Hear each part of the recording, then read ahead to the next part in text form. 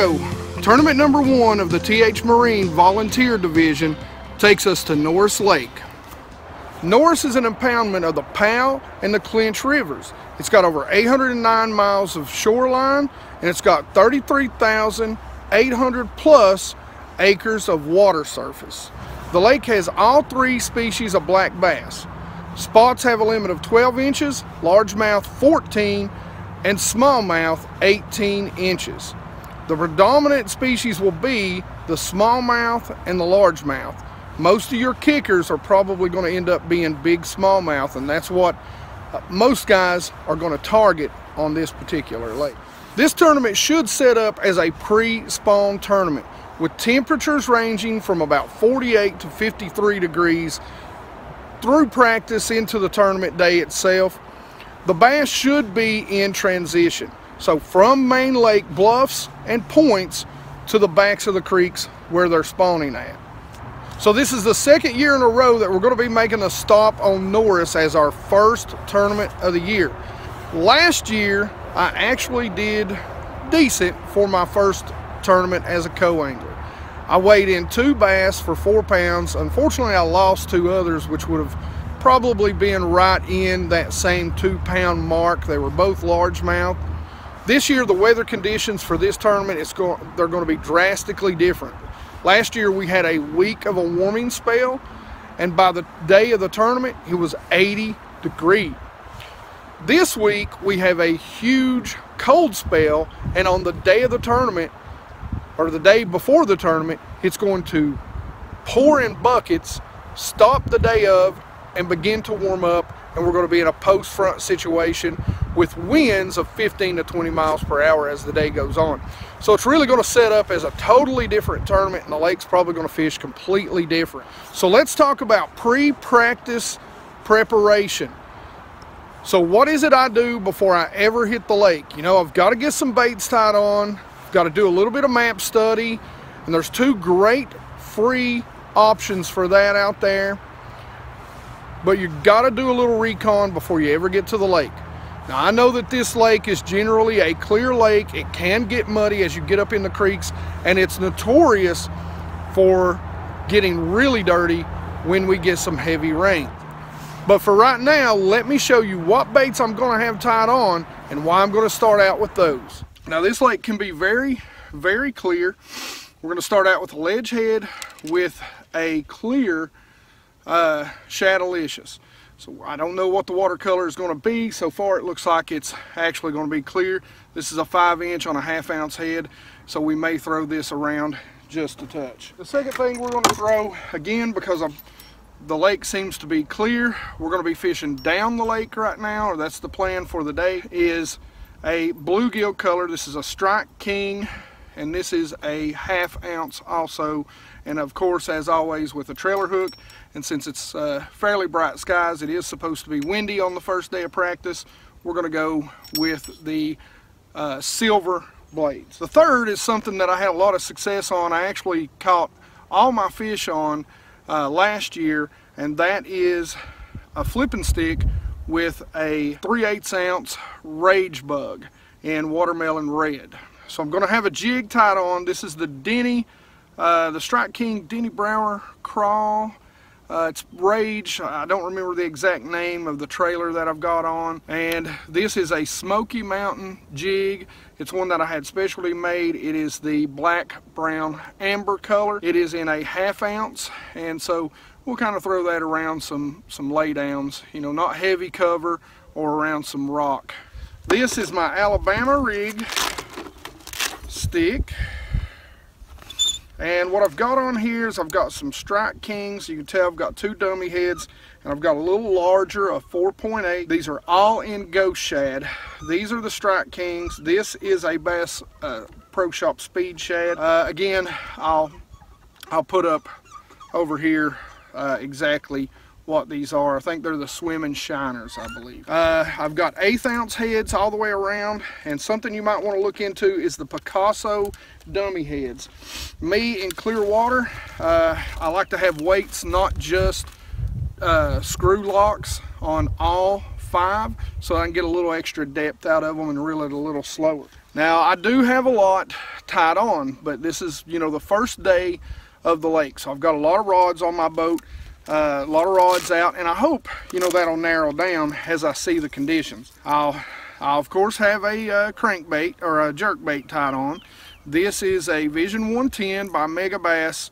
It dives 4 to 6. I don't remember the exact color, but there's a lot of smallmouth in this lake, and that chartreuse belly really pays off. It's got a purple back and clear sides. The last bait caster that I've got tied on, I've got a DT6, and it is in kind of an olive.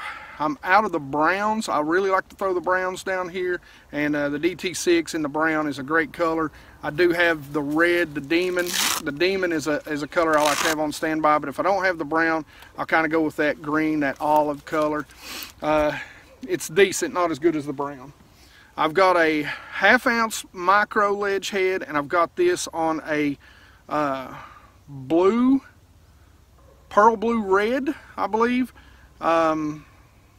3-inch boom shad by Major League Lures. So we're going to throw that around a little bit. Again, the water appears to be fairly clear on the lower end of the lake. Now this is also a crawl bait. This is kind of a green crawl in a number 6, sorry, this is a number 7 shad wrap, so I'll be throwing it. And here, of course, is the Damiki rig.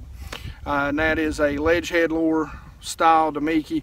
And I will be looking for some deep fish to begin with, especially down the lake. Okay, now that's what we're going to start with. We hope we can put most of these in the box and narrow down what's actually going to work by the time we get to tournament day. So now, let's go to the map, and I'll show you what areas I'm going to be looking at both up and down the lake to start. Okay, as you can see, Norris Lake really breaks up into 2 lakes. This is the Powell River side, and this is the Clinch River side. Now there's no locks or anything. They flow together. The dam is right here. We'll be launching out of Cedar Grove Marina, which is right here, this area. So you can see we're quite a ways up the river, and most guys are going to focus on the Clinch River side, and that's where I'm going to be focused also.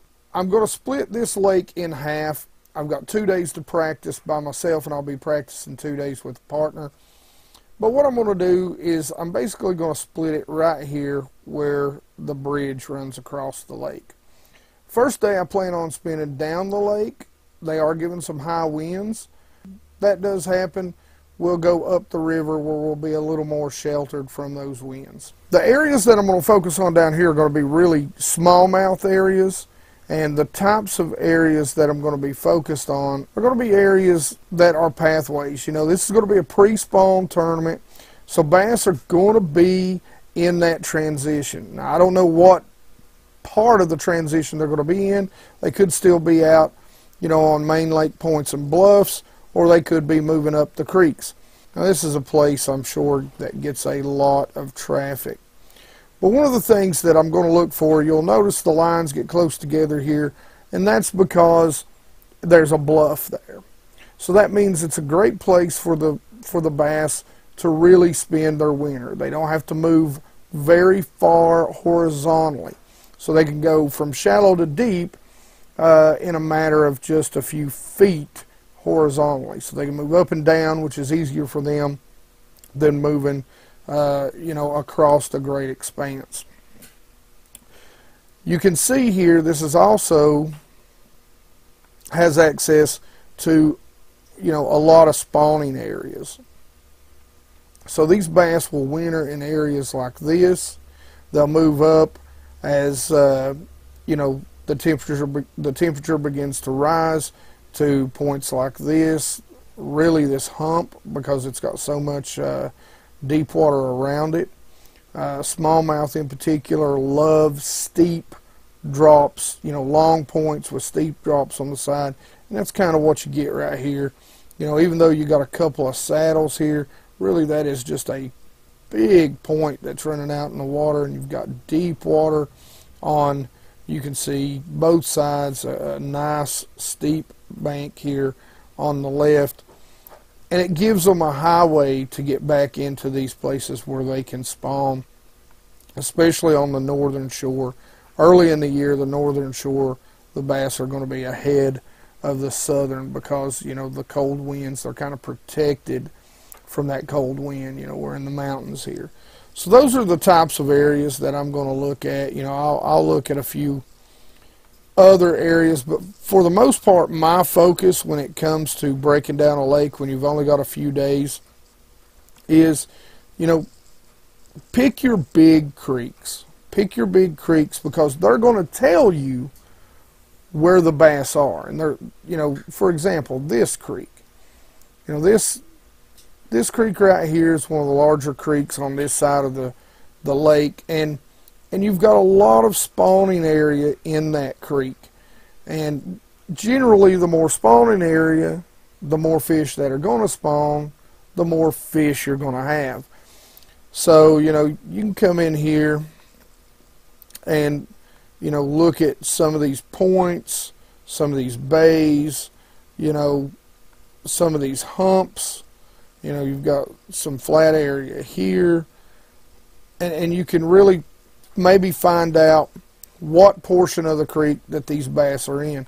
You know, I generally break it up into thirds, so, you know, and I include this area here, the bluff, you can see the deep area. This is the first third of the creek, the middle third of the creek, and then the back third. And the back third generally is going to be when they are actually up, you know, and spawning on the bed. You know, and that temperature for smallmouth a lot of times will hit 58. On this lake, they'll get up there. 62 generally is your sweet spot. But, you know, this lake is fairly clear, and it gets a little dirtier as you go up the river. But up the river, I'll be looking for the same exact spots. All right, so that's really about it. You know, I'll spend some time down the lake looking at these these three creeks right here, maybe this area. But, you know, the second day of practice is going to be spent more up the river. You can see some creeks here and some bends and some creek channel bends. And that's generally what we'll do. So we're going to look at those spots, look at those areas, and see what we can find. We're always going to look for areas that hold bait fish. You know, for me, bait fish are the key. It means if there's active fish in the area, if there's bait in the area, if there's food in the area, there's going to be active fish. And for a co-angler, I'm looking more for those active fish so that they can tell me what baits they're willing to bite. That's the key to being a co-angler. It's not about finding spots because your anglers, they generally, you know, they've got their own game plan, and it doesn't matter how much of a sail you have on them. It doesn't really, you know, they're going to fish their way. And that's all right. That's what they should do. But, you know, as a co-angler, you really want to fish baits. So you want to have a few baits out if you're practicing by yourself and seeing what you can get bit on in a lot of different areas. All right, I hope this helps, guys. One of the things I'm going to ask you to do is give me some information, ask me some questions, especially about the pre-practice prep, some things that I like to talk about. Here, actually, I did forget one other thing. Google Earth is a great thing too. You know, once you find those areas, you can actually go out and really look at, because they drop this lake considerably, so I can really go out there and look at what type of rock or even rock transitions or what areas have, you know, timber or laydowns, or, you know, sometimes you can even spot grass. So I use these two in combination. And of course, during the spawn, you've always got to pay attention to your moon phases. There's a lot of good apps out there you can use for that. Bass do spawn on the full moon. Now, I don't expect there'll be any bass spawning in this lake because the water temperature is going to be upper 40s, 48 to lower 50s. We may see it hit 53. But for the most part, that's what I'm going to do. I'm just going to ride with the big motor, and I'm going to look for bait fish in those areas. I'll start breaking down and throwing baits out there to see what we've got. So I hope this helps you prep for your next tournament. Let me know what you want to see out of this series and what things you want to know about prepping or practicing or tournaments themselves. But as always, questions, comments in the comments section. You know I love to talk to you guys about fishing or, you know, pretty much anything else. Like it if you like it. Don't forget to subscribe, and you guys rock. Look at that! Yeah! Holy cow! Woo! Man, did he eat that?